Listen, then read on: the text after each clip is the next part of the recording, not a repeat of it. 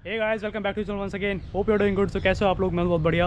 And आज मैं actually लेके आया हूँ कंपैरिजन दो बाइक्स का, एक है स्पोर्ट्स और एक है टूरर।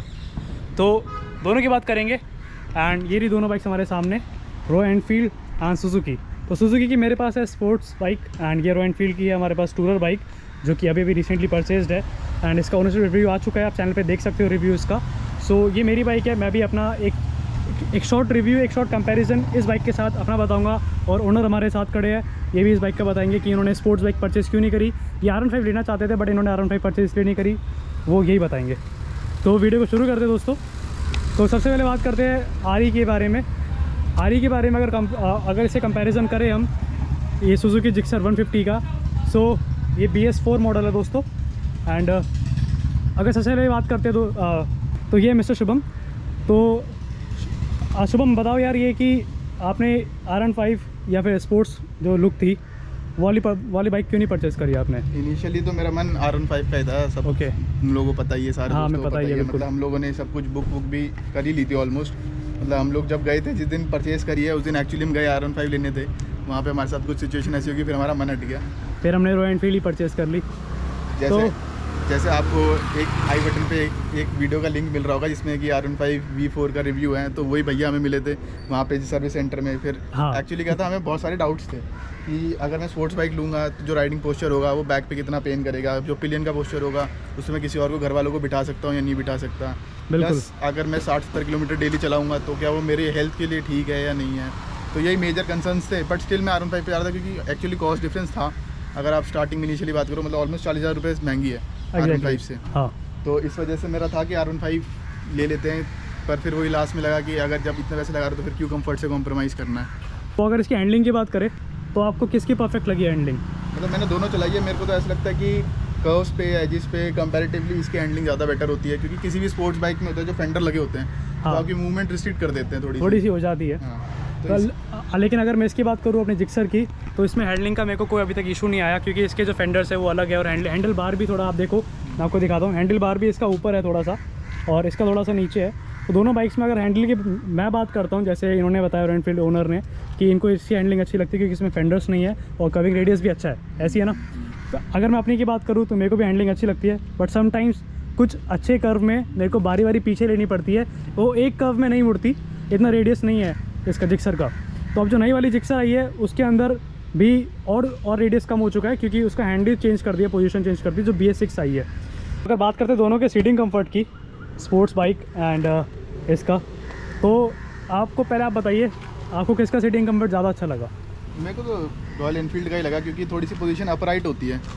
मेरी वाली में है। वैसे देखने में, मतलब अगर आप वैसे रोड पे जा रहे हो तो प्रेजेंस उसकी ज़्यादा लगेगी, क्योंकि मतलब थोड़ा सा स्पोर्ट्स राइडिंग पोस्चर थोड़ा ऐसा होता है कि आप कहीं रेस करने जा रहे हो, ऐसा कुछ। हाँ। But over the period of time आपको पता चल जाएगा कि पोजीशन, मतलब आपको क्या कंफर्टेबल, आपकी बैक पे, स्पाइन पे क्या जोर डाल रही, क्या जोर डाल रही है, वो चीज़ समझ में आ जाएगा आपको धीरे धीरे। और मेरे को तो अपराइट, मतलब नॉर्मल पोजीशन होती है सीटिंग की, वही ठीक लगती है, रादर देन ऐसे बेंड होके आगे बैठनी है। दोस्तों मेरी वाली, अगर मैं अपनी बाइक का बात बताता हूँ तो मेरी वाली में भी ऐसी ही है कि थोड़ा सा बेंट होना पड़ता है, बट इतना बेंट नहीं होना पड़ता।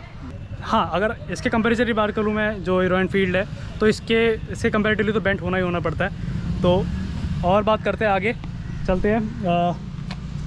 जो इसमें पिलियन कंफर्ट है उसकी बात करते हैं। तो पिलियन कंफर्ट में आपने किसी को पीछे बिठाया तो उसको कैसा रिव्यू रहा उसका? कंफर्ट रहा? मैंने दोस्तों को भी बिठाया, सबको बिठाया, पर मेरे को हमेशा यही रिव्यू मिला है कि बहुत कंफर्टेबल सीट है, आपको फील नहीं होता। जो एक्चुअली क्या होता है, बाइक में आप टायर ज़्यादा होते हो। हाँ। क्योंकि जितनी ज़्यादा बाइक चलेगी उतना ज़्यादा आपको फील होता है आपकी बॉडी पे कि बहुत चला ली बाइक, बहुत चला ली। 100 किलोमीटर के ऊपर आप चलाओगे तो आप ऐसे, मतलब बस रात में आपको बेड दिखता और कुछ नहीं दिखता।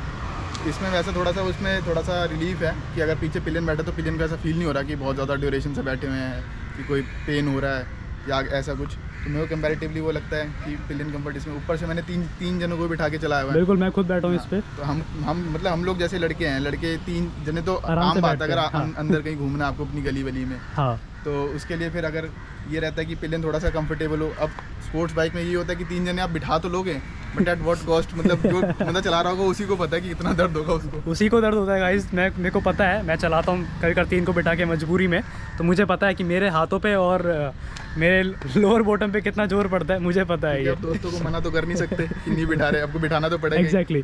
और अगर इसकी सीटिंग की बात करी जाए तो इसमें बिल्कुल स्ट्रेट है सीट्स, हालांकि अभी स्प्लिट कर दी है पर स्ट्रेट है। मेरी वाली की बात करी जाए तो अपराइट है, तो अपराइट में क्या होता है, जब ब्रेक मारते हैं तो ये बंदा जो यहाँ बैठा है पिलियन, वो बिल्कुल आगे की तरफ ही आता है, तो उससे क्या राइडर पे जोर पड़ता है, बहुत ज़्यादा जोर पड़ता है। इसलिए जो स्पोर्ट्स इस वाली बाइक में जो पीछे बंदा पिलियन बैठता है बिल्कुल भी कंफर्टेबल नहीं बैठता। मेरे भाई ने कुछ राइड करी थी यहाँ से नैनीताल, वो बिल्कुल भी कंफर्टेबल नहीं था, बट वो कर गया था। इसमें मैं खुद बैठा हूँ, मुझे ऐसा लगता है कि मैं ही बाइक चला रहा हूँ, और मैं इतने कंफर्ट में बैठा हूँ कि भाई आराम से मक्खन, मतलब हाथों पे रख के आराम से थाई पे हाथ रख के बैठे रहो और बस आगे वाले को चलाने दो। अब बात करते हैं गाइज, अगर बात करें हम रॉयल एनफील्ड और ये सुजुकी की, जो कि है सुजुकी मैजिक सर, इसमें अगर आप बात करो इसमें वाइब्रेशंस की, तो वाइब्रेशन सबसे पहले ये बताएंगे कि इसमें वाइब्रेशन कितनी होती है और कैसी होती है। वाइब्रेशन ऐसा तो नहीं बोलूँगा कि बिल्कुल नहीं, वाइब्रेशंस तो है ही अगर आप सेकंड थर्ड गियर की बात करो, पर ये कि कांस्टेंट रहती है, ऐसा नहीं है कि अप डाउन हो रही वाइब्रेशन। ओके, मतलब उतनी वाइब्रेशन आपको सेकंड गियर पे फील होगी जितनी वाइब्रेशन आपको फिफ्थ गियर पे होगी। ओके ओके, या फोर्थ गियर पे होगी, उसका ऐसा कुछ नहीं है कि वो अप डाउन हो रही है वाइब्रेशन। वो वही होता है कि आरपीएम के बेसिस पे आपकी वाइब्रेशन डिपेंड करती है। हाँ, तो वही है बेसिकली इसमें रॉयल एनफील्ड में तो यही है वाइब्रेशन। और अगर मैं सुजुकी का बताऊं अपनी जिक्सर का, तो इसमें वाइब्रेशन बिल्कुल भी नहीं दोस्तों, बिल्कुल भी नहीं है वाइब्रेशन। और मैं 130 तक इसको ले गया हूँ, 130 में मेरे को कोई वाइब्रेशन महसूस नहीं होती और स्मूथली जाती है, बहुत ही ज़्यादा स्मूथ। और इतनी स्टेबिलिटी है कि मैं बता नहीं सकता आपको, स्टेबिलिटी बहुत ही अच्छी, क्योंकि इसका इंजन सेंटर में है तो स्टेबिलिटी अच्छी है। इसकी स्टेबिलिटी कैसी है? स्टेबिलिटी तो बहुत अच्छी है इसकी, पर इसमें वही है जैसे आप कह रहे हो कि आप 130 तक लेके गए हो, ये उतनी आसानी से नहीं जाएगी 130, नहीं जाएगी 130 एग्जैक्टली। जब ये 80 क्रॉस करती है तो आपको ऐसा लगता है कि आप टैंक चला रहे हो। हाँ, मतलब जेन्युइनली आपको फील होता है कि आपके साथ कुछ वेट चल रहा है रोड पे, क्योंकि जब आप ब्रेकिंग करते हो ना तो आपको फील होता है वो जो वेट जो रुक रहा होता है। हाँ, मतलब एक बार बाइक पिकअप कर लेगी ना, मतलब ऊपर उड़ के 40 क्रॉस कर रही है, तो उसके बाद आपको फील होगा कि हाँ कोई चीज़ चल रही है रोड पे।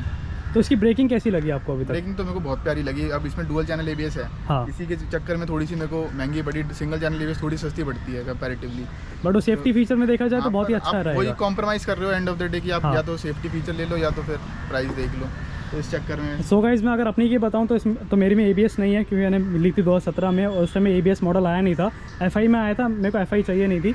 तो इसकी जो ब्रेकिंग है वो थोड़ी सी आपको रिस्की लगती है एट 130 या फिर 100 क्रॉस करते हैं, तो कभी कभार मेरे को जो इसका इसमें रेयर डिस्क भी है पीछे, तो मेरे को दोनों डिस्क मारनी पड़ती है, जो कि हाथ वाली है और जो फुट वाली ब्रेक है, दोनों मेरे को अप्लाई करनी पड़ती है। तो मेरे को कॉम्बो बना के ब्रेक मारना पड़ता है, तब जाके बाइक रुकती है। और टायर तो स्किट होता ही होता है पीछे से।